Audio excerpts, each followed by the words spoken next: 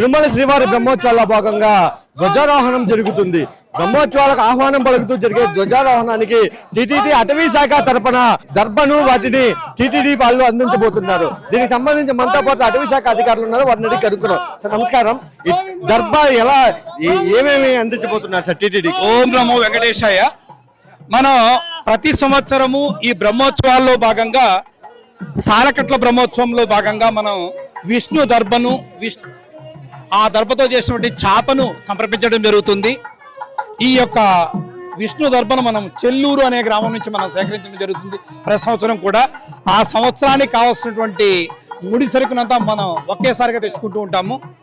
ఈ విష్ణు దర్భతో చేసినటువంటి ఈ యొక్క చాప 7 మీటర్ల పొడవు, 7 అడుగుల వెడల్పుతో ఉంటుంది. దీన్ని మన ధ్వజస్తంభానికి ధ్వజారోహణం నాడు చుట్టి అలంకరించడం జరుగుతుంది. అదేవిధంగా 245 మీటర్ల పొడవైనటువంటి తాడును కూడా చేయడం జరిగింది.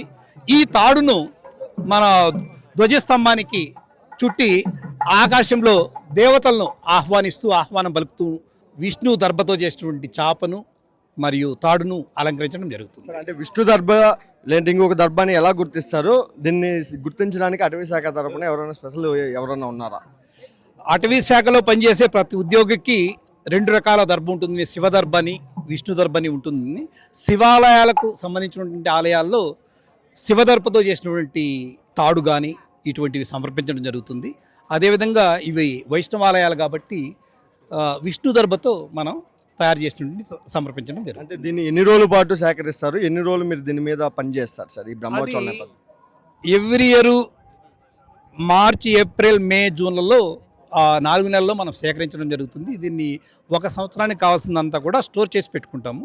దాంతో తయారు చేసి మన ఆలయాలు, తిరుమల తిరుపతి దేవస్థానానికి సంబంధించినటువంటి ఆలయాలు ఏవైతే ఉన్నాయో ఆ ఆలయాలకు అన్నిటికీ కూడా తయారు చేసి ఇవ్వడం జరుగుతుంది వాళ్ళ యొక్క అభ్యర్థన మేరకు.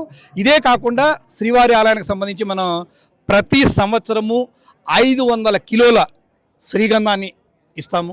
అదేవిధంగా ఎన్నో టన్నుల వంట చెరుకుని ఇస్తాము. ఈ వంట చెరుకు అంతా కూడా మన అన్నప్రసాదాలన్నీ కూడా స్వామివారికి తయారు చేసే అన్నప్రసాదాలకు సంబంధించినటువంటి అంతా వంట చెరుకుని ఇస్తాము.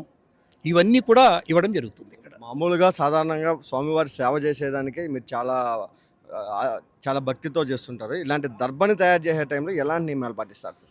దర్భను యాక్చువల్గా ఒక బ్రహ్మోత్సవాలు ఇక 20 రోజుల్లో ఉన్నాయనగానే మొదలుపెట్టి ఒక 4 వ్యక్తులు ఉన్నారు. ఆ 4 మాత్రమే అతి నిష్ణతో ప్రతిరోజు ఈవెన్ వాళ్ళు కాలకృత్యాలకు వెళ్ళినా కూడా మళ్ళా స్నానం చేసే దీన్ని తయారు చేయడం జరుగుతుంది. అంత పవిత్రంగా తయారు చేస్తారు. Thank you sir. Thank you. భక్తితో కొలిచే స్వామివారి బ్రహ్మోత్సవాలకి టీటీడీ అందించే దర్భను ఈసారి టీటీడీ అటవీ శాఖ అధికారులు అందించబోతున్నారు. ఈ బ్రహ్మోత్సవాల సందర్భంగా ధ్వజారోహణంపై జరిగే ధ్వజ పట్టం ఊరేగింపు, ఆ తర్వాత జరిగే ధ్వజస్తంభంపై ఆహ్వానం గరుడు పటాన్ని ఎగరవేసి అందించబోయే బ్రహ్మోత్సవాల ఆహ్వానాన్ని టీటీడీ అటవీ శాఖ అధికారులు తొలుత వారి చాలా పుణ్యం అని చెప్పి వాళ్ళు కోరుతున్న పరిస్థితి.